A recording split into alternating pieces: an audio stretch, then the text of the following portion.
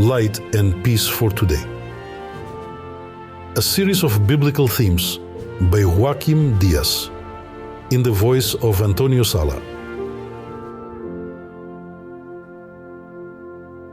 Theme 6, The Prophecy, in Chapter 2, of the book of Daniel, announces the kingdom of light. The kingdoms of the world have become the kingdoms of our Lord and of His Christ, and He will reign forever and ever. Revelation 11:15. God announces the future to the prophets. Who can announce the future without making mistakes? Only God. Isaiah 46:9, 10, 45:21. Through whom does God reveal His plans? By His servants the prophets. Amos 3:7. What title did Jesus explicitly give Daniel? The prophet Daniel? Matthew 24:15. What does God use in His revelation to the prophets? Visions, analogies, and dreams. Hosea 12:10. Job 33:14-16. Prophecy about world empires. How did God reveal the succession of ancient empires? In a dream, through a statue. You, O king, were looking, and behold a great statue. This statue, which was immense, whose splendor was excellent, and was standing before you, and his appearance was terrible. You were seeing this when a stone was cut out, without hand, which struck the image. The dream is certain, and its interpretation is faithful. Daniel 2:145. What did Daniel and his companions do to interpret the dream? They asked God to reveal the dream. Daniel 2:17-18. How did God reveal the dream? In a night vision. Daniel 2:19. What was King Nebuchadnezzar's concern? Nebuchadnezzar was worried about what would happen after his reign.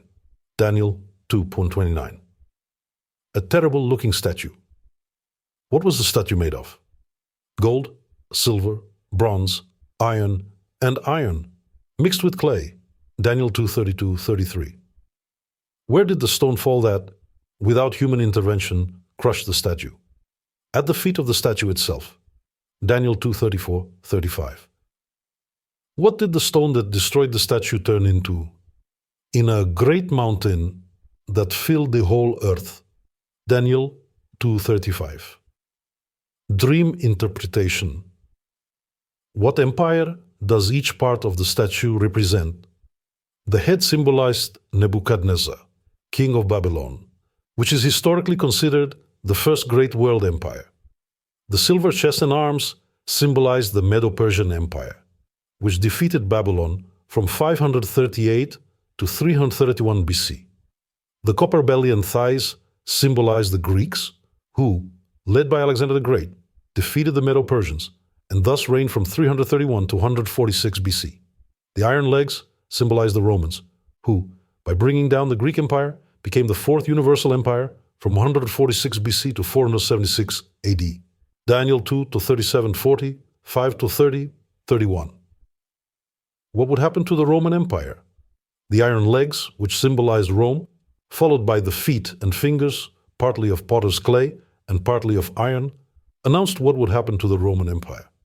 Germanic tribes from northern Europe, also called barbarian peoples, would attack the Roman Empire, establishing themselves in its territory and dividing it into the following 10 states: Saxons, English, Franks, French, Germans, Huns, Swiss, Lombards, Italians, Visigoths, Spanish, Suevi, Portuguese, Vandals, North Africa, Ostrogoths, Austria, Heruli, Southern Italy. Daniel 2:41-42. What attempts were prophesied regarding the union of these kingdoms? Through marriage alliances, within the ruling families, they will mix with human seed. Daniel 2:43. We have, among others, the example of the reign of King Philip of Spain, who was simultaneously King of Portugal for 60 years, from 1580 to 1640. The history of European monarchies records multiple family relationships between the courts of Europe, which earned Queen Victoria of England the nickname Grandmother of Europe, by military conquests. History also records several attempts to contradict the prophecy to reunite the remains of the Roman Empire. It will be enough to remember Justinian, the 6th century, Charlemagne, 9th century, Charles V, 16th century, Napoleon, 18th and 19th centuries, William II, and Hitler, 20th century. Although covertly, these attempts are also manifested in the various debates on the nature and functioning of the European Union, highlighting debates on federative ideas, current diplomatic struggles, survival, supremacy of small and large member states, two-speed Europe, the future of the euro, and more recently, the current Brexit problem. What does the prophecy say? They will not bind together, just as iron does not mix with clay. Daniel 2:43. Listen or read reference note number 3. Book 1000 will fall by your side. This is the true and touching story of a family who chose to be faithful at any cost and found refuge in the shadow of the Almighty. Susie Hassel Mundi, youngest daughter of Franz Hassel, wrote the impressive story of her family during World War II in the book 1000 Will Fall by Your Side. One day Franz Hassel, who was known as the reader of the Bible and who from it was speaking to his companions, he was called to the office of his company commander, who asked him, "Do you believe that Germany will win the war?" Aware of the disciplinary implications of his answer to that question, Hassel in turn asked, "Does my commander interrogate me as an ordinary citizen or as a military leader?" "Yes, as a military man," stated the commander. Faced with this response, Hassel said he did not believe that Germany would win that war. Faced with such surprising boldness, the commander continued the interrogation. He wanted to know what his conviction was based on. Hassel, humbly but courageously, took his Bible from his pocket, which always accompanied him. He read to that soldier the prophecy from chapter 2 of the book of the prophet Daniel, emphasizing the end of the respective interpretation. They will not bind one another, just as iron does not bind itself to clay. Daniel 2:43. The commander kept the Bible and gave the order to withdraw.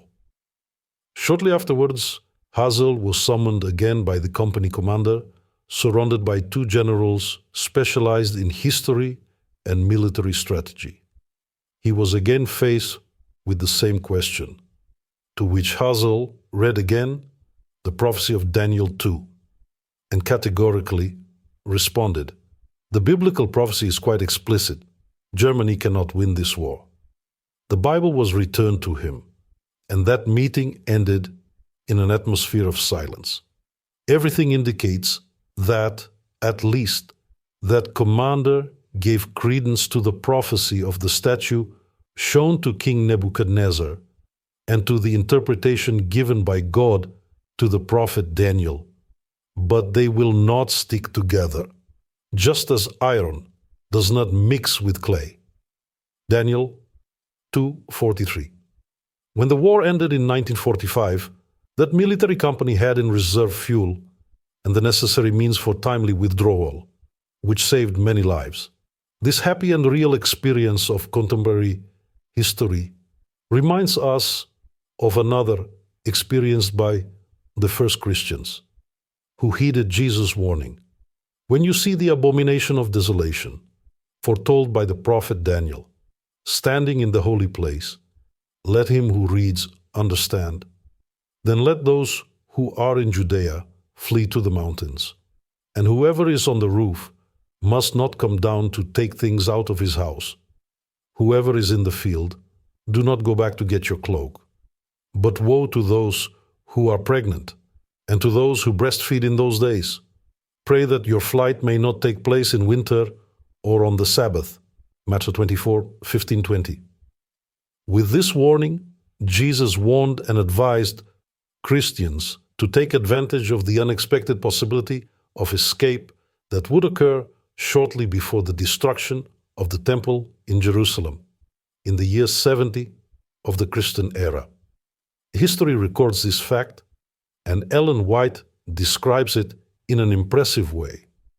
At the time of Cestius's unexpected retreat and the arrogant attack of the Jews, both armies were fully committed to the fight, and Christians, knowledgeable and obedient to Jesus' words, took advantage of that possibility to flee the city of Jerusalem.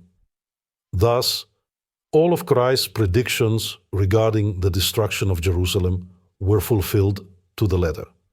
Signs and wonders appeared. For 7 years, a man was walking up and down the streets of Jerusalem, declaring the misfortunes that would befall the city. This strange being was arrested and flogged, but to the insults and mistreatment he only responded, "Alas, woe to Jerusalem!" He was killed in the siege he had predicted. No Christian perished in the destruction of Jerusalem. After the Romans, under Cestius, besieged the city, they unexpectedly abandoned the siege when everything seemed favorable to an immediate attack.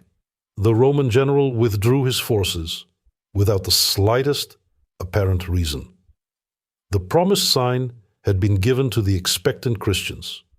The events were directed in such a way that neither the Jews nor the Romans would prevent the Christians from escaping. With the withdrawal of Cestius, the Jews followed his army, and while both forces were thus completely engaged in fighting, Christians throughout the country had the opportunity to escape unmolested to a safe place, the city of Pella. The Great Controversy, pages 27-28. In the same way, with the fulfillment of the precursor signs of the second coming of Christ, left in the Bible, everything indicates that is approaching the establishment of the fifth universal empire, represented by the stone that represents Christ, the same Christ who came into the world not to condemn. Light and Peace for Today. A series of biblical themes by Joaquim Diaz, in the voice of António Sala.